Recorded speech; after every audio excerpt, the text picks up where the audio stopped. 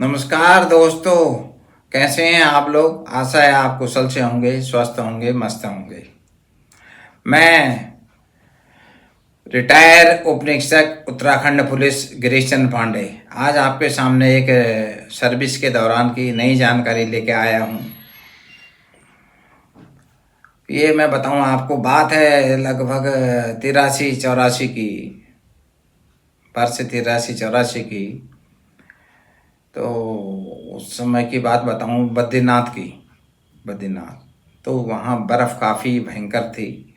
जोशीमठ से हम लोग बद्रीनाथ के पट खुलने से पहले टेम्पल ड्यूटी के लिए, टेम्पल सिक्योरिटी ड्यूटी में गए थे। पट खुलने से कम 1 हफ्ता पहले हम लोग गए थे वहाँ, पट खुलने से पहले। तो जब गए थे जोशीमठ से हनुमान चट्टी तक, हम लोग वाहन से गए थे। वहाँ से 14 किलोमीटर, हनुमान चट्टी या गोविंद घाट कुछ ऐसी ही है, मुझे कंफ्यूज सा हो रहा। वहाँ से 14 किलोमीटर बिल्कुल बर्फ़ में गए हम लोग। ऐसे बर्फ़ जो 1 मंजिल 2 मंजिल मकान दिख ही नहीं रहे थे, इतनी बर्फ़ थी। सड़क का कहीं पता नहीं था। और तो हम 5-6 जने थे। तो स्नो बूट पहने होते थे, रस्सी बंधी होती थी, कहीं बर्फ़ की में खाई में कोई नीचे घुस न जाए तो पकड़ लें। और वो गेंटी टाइप की होती थी जो बर्फ़ खोदने के लिए आगे जैसे चढ़ाई में कहीं। और बर्फ़ इतनी ख़तरनाक होती थी, अगर पाला पड़ जाए तो समझिए वो शीशा है, फिर फिसलन है उसमें। और जो कच्ची बर्फ़ होती है उसमें पैर घुस जाते थे नीचे, अंदर खोखला भी होता था, भयंकर भयंकर। तो 14 किलोमीटर की जो हमने यात्रा बर्फ़ में करी साहब, वो ऐसा पल था, बहुत बहुत ही मतलब क्या कहें, रोमांचित करने वाला। तो कैसे कैसे हम पहुँचे, जब हम बद्रीनाथ पहुँचे, वहाँ भी 1 मंजिल 2 मंजिल मकान, वहाँ थाना था, पोस्ट ऑफिस था और होटल थे, उनके छतों से गए हम। तो बर्फ़ से सब बैल बराबर एक लेवल में आए थे। ये ऐसी बर्फ़ थी एक लेवल में। और जो वहाँ नदी है वो भी एक लेवल में, पूरा आर पार सब बर्फ़, इतनी बर्फ़ थी। प्लस 10 12 14 15 फीट बर्फ़, देखिए आप। तो उसमें सुरक्षा के लिए वही होता था कि रस्सी बंधी होती थी, अगर कोई कहीं गड्ढे में घुस गया, एक दफ़े हुआ, हमारा एक साथी घुस पड़ा नीचे। तो हमने आगे पीछे वालों ने एकदम रस्सी ऊपर खींची तो वो ऊपर आ गया। नहीं तो अगर घुस जाए तो फिर उसको ढूंढा नहीं मिल सकता, क्योंकि अंदर खाइयाँ हैं बहुत बड़ी, बर्फ़ के अंदर ऊपर ही ऊपर बर्फ़ के चट्टान सी बन गई, नीचे बिल्कुल ऐसा है खोखला, बिल्कुल ही एकदम। तो ऐसा रोमांचित कर देने वाली यात्रा रही वो, बड़ी ज़बरदस्त साहब। तो जब हम बद्रीनाथ पहुँचे, फिर हम वहाँ गए। वहाँ पर एकमात्र सहारा जो तप्त कुंड है बद्रीनाथ के नीचे, तप्त कुंडी होता था, वो खौलता पानी आता था उसमें, वहीं हमारा गार्ड रूम था। वहाँ गए हम, तप्त कुंड में नहाया धोया, उससे हाथ पैर धोए सब। तो जब पट खुलने के दिन भी वहाँ साहब कई फीट बर्फ़ थी। उस दिन आर्मी का बैंड आता है, कुछ अधिकारी आते हैं, टेम्पल अफसर वगैरह, ज़्यादा लोग नहीं होते हैं, मुश्किल से 15-20 लोग ही थे तब उस समय। तो 4-4 मोजे पहने हमने, 4 मोजे से भी कोई फर्क नहीं, हो भीग जाते थे, क्योंकि हम टेम्पल सुरक्षा में थे। वहाँ नीचे तो गार्ड रहती थी असले से, और अंदर हम नंगे पैर टेम्पल में नंगे पैर ड्यूटी करते थे अंदर मंदिर के। 6 महीने मैंने मंदिर में नंगे पैर ड्यूटी करी, बड़ा आनंद आया साहब अंदर। बेल्ट भी चमड़े की नहीं पहनते थे, मंदिर के अंदर ही बैठते थे हम लोग वहाँ, जब भीड़ भाड़ होती थी और वो होता था, बड़ा आनंद आया। और पट खुलने के दिन भी हम वो भीड़ में थे। तो जब खोला दरवाज़ा वो, तो अंदर दिया जलता हुआ देखा हमने साहब।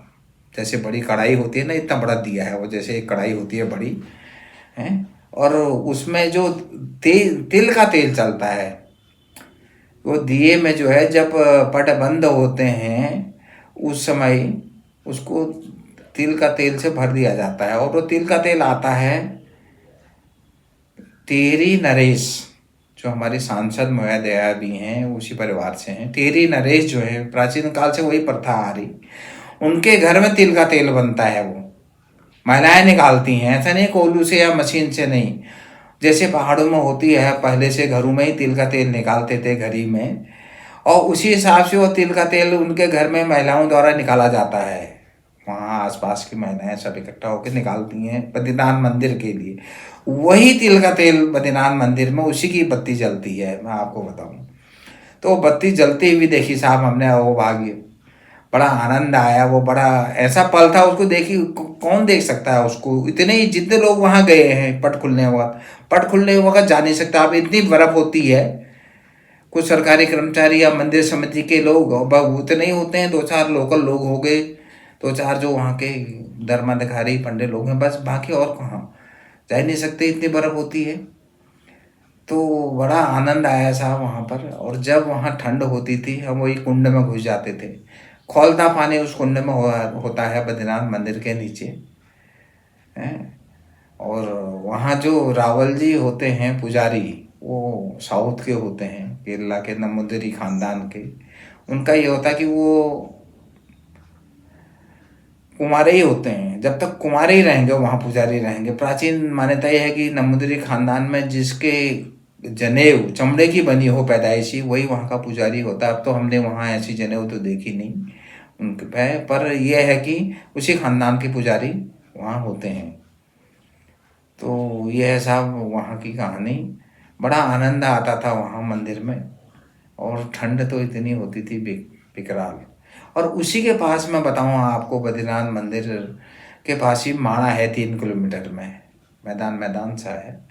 माणा लास्ट गांव या प्रथम गांव कहिए आप, हिंदुस्तान का प्रथम गांव ही कह सकते हैं उसको। उसके आगे भीमपुल है उस जमाने का।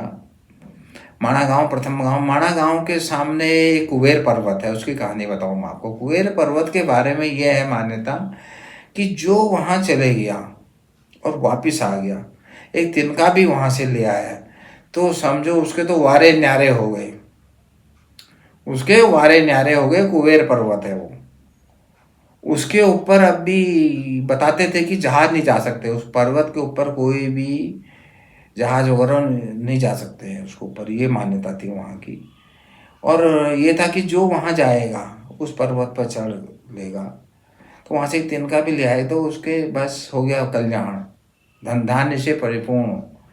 तो वहाँ 2-3 लोगों ने प्रयास किया, बताते हैं वहाँ के लोग, बताते थे उन वो गए तो सही, तिनका भी लिया, पर वापस नहीं आ पाए, वहीं ख़त्म हो गए। तो उनके छोटे से मंदिर बने हैं उसी पहाड़ी पे, कुबेर पर्वत पे, छोटे छोटे मंदिर से। हम भी सोचते थे कई दफ़े यार, एक दफ़े हम भी चले जाएं, वारे न्यारे हो जाएं हमारे भी, हैं, एक दिन का आ जाए हाथ पर। जब लोगों ने ये कहा ऐसा है, ये है, वह है, तो किसी की हिम्मत नहीं पड़ी। तब से किसी की हिम्मत नहीं पड़ी वहाँ जाने की। 2-3 लोग गए होंगे, उनके बने हैं वहाँ स्थल जो हैं, छोटे से मंदिर टाइप के, मतलब उनके स्मृति स्थल ही कहेंगे उनको, उसी पहाड़ी पे, कुबेर पे। और सड़क भी लास्ट वहीं माणा तक ही जाती है साहब, ये है। और तो बद्रीनाथ में एक चीज़ और है, बद्रीनाथ क्षेत्र में शंख ध्वनि नहीं होती है, शंख नहीं बजाई जाती है। अब क्यों नहीं बजाई जाती है, इस संबंध में विस्तृत थोड़ी बहुत तो है मुझे, पर थोड़ी अधूरी जानकारी देना ठीक नहीं। विस्तृत जानकारी कहानी उसके पीछे जो है, वो बाद में हम दूसरे उसमें बताया जाएगा आपको, ठीक है ना। और ब्रह्म कमल काफ़ी होता है बद्रीनाथ में। ब्रह्म कमल बद्रीनाथ जी को चढ़ता भी है, उधर काफ़ी ब्रह्म कमल पाया जाता है। और वहाँ स्थानीय लोग सीजनल आते हैं गांव में, और सीजन के बाद ऑफ सीजन में वो नीचे आ जाते हैं गोपी सरोवरों में। ये है आज की बद्रीनाथ की कहानी, ठीक है। आपको कैसा लगा ये वीडियो बताइएगा, लाइक कीजिए, कमेंट कीजिए, सब्सक्राइब कीजिए। धन्यवाद। अगली जानकारी फिर आपको नई नई जानकारियाँ मैं देते रहूँगा।